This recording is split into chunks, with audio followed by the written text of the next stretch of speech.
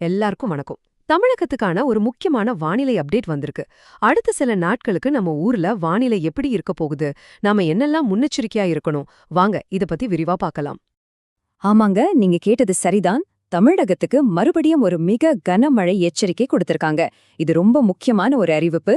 So வாங்க என்ன விஷயம்னு உடனே பாத்திரலாம். சரி, முதல்ல இந்த முக்கிய அறிவிப்புல என்ன சொல்லியிருக்காங்கன்னு பாப்போம்.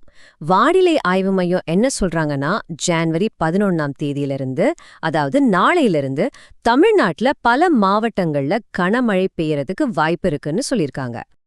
இப்ப இந்த டைம்லைனை பாருங்க, உங்களுக்கு ஒரு தெளிவான ஐடியா கிடைக்கும். ஜனவரி 11ஆம் தேதி தான் மழை ரொம்ப அதிகமா இருக்கும். அதுக்கப்புறம் 12, 13 தேதிகள்லயும் மழை தொடரும். அப்புறமா கொஞ்சம் கொஞ்சமா அதோட தீவிரம் குறைஞ்சு ஒரு 16ஆம் தேதி வரைக்கும் மிதமான மழையா இருக்கும்னு நம்ம எதிர்பார்க்கலாம். சரி, திடீர்னு ஏன் இப்போ இந்த மழை வருது? இதுக்கு என்ன காரணம்? இந்த கேள்வி எல்லாருக்குமே இருக்கும் இல்லையா? வாங்க அதுக்கான அறிவியல் காரணத்தை சிம்பிளா புரிஞ்சுக்கலாம். இந்த மழைக்கு முக்கியமான காரணம் காற்றழுத்த தாழ்வு மண்டலம் அப்படின்னு சொல்ற ஒரு விஷயம்தான். ரொம்ப சிம்பிளா சொல்லணும்னா, ஒரு இடத்துல காத்தோட அழுத்தம் சுத்தி இருக்கிற இடங்களை விட கம்மியா இருக்கும். அப்படி அழுத்தம் குறையறப்போ அங்க மேகங்கள் உருவாகி நமக்கு மழையா கொட்டுது. அவ்வளவுதான் விஷயம். ஓகே, இந்த காற்றழுத்த தாழ்வு மண்டலம் எங்கிருந்து வருது, எங்க போகுதுன்னு பார்க்கலாம். இது தென்மேற்கு வங்கக்கடல்ல உருவாகியிருக்கு. அங்கிருந்து மேற்கு வடமேற்கு திசையில நகர்ந்து வந்துட்டு இருக்கு. இன்னைக்கு சாயங்காலத்துக்குள்ள இது இலங்கை கடற்கரைய, குறிப்பா சொல்லணும்னா முல்லைத்தீவு பக்கத்துல கரைய கடக்கும்னு எதிர்பார்க்கறாங்க.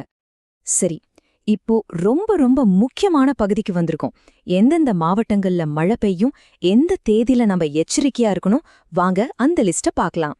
குறிப்பா ஜனவரி 11ஆம் தேதி, அதாவது நாளைக்கு சென்னை, செங்கல்பட்டு, காஞ்சிபுரம், கடலூர், விழுப்புரம்னு கடலோர மாவட்டங்கள்ல கனமழைக்கு வாய்ப்பு இருக்கு. மத்த மாவட்டங்கள்லயும் மழை இருக்கும், ஆனா அது மிதமான மழையா இருக்கும்னு சொல்லிருக்காங்க. சரி, தலைநகர் சென்னையோட நிலைமை என்ன? சென்னைக்குன்னு தனியா என்ன பூர்வாதாசம் கொடுத்திருக்காங்கன்னு இப்ப பார்க்கலாம்.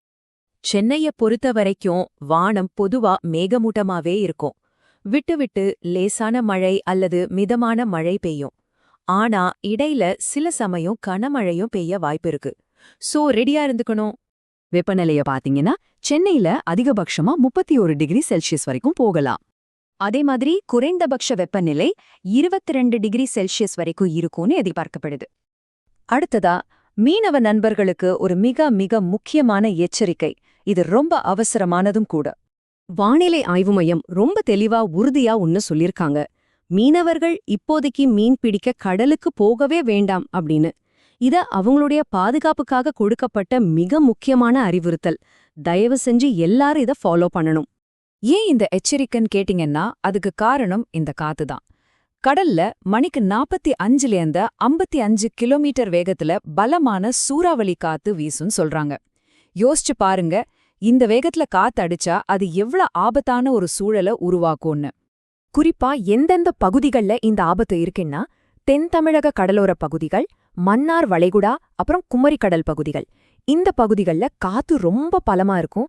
அதனால மீனவர்கள் இந்த பகுதிகளுக்கு போறத முழுமையா தவிர்க்கணும். ஆக மொத்தம் அடுத்த சில நாட்களுக்கு நாம எல்லாருமே ரொம்ப எச்சரிக்கையா இருக்கணும். இப்போ உங்களுக்கு எல்லா தகவலும் கிடைச்சிருக்கும். இந்த தகவல்களை வச்சு உங்க பகுதிக்கு தேவையான முன்னேற்பாடுகளை செய்ய நீங்க தயாரா இருக்கீங்களா? எல்லாரும் பாதுகாப்பா இருங்க, உஷாரா இருங்க.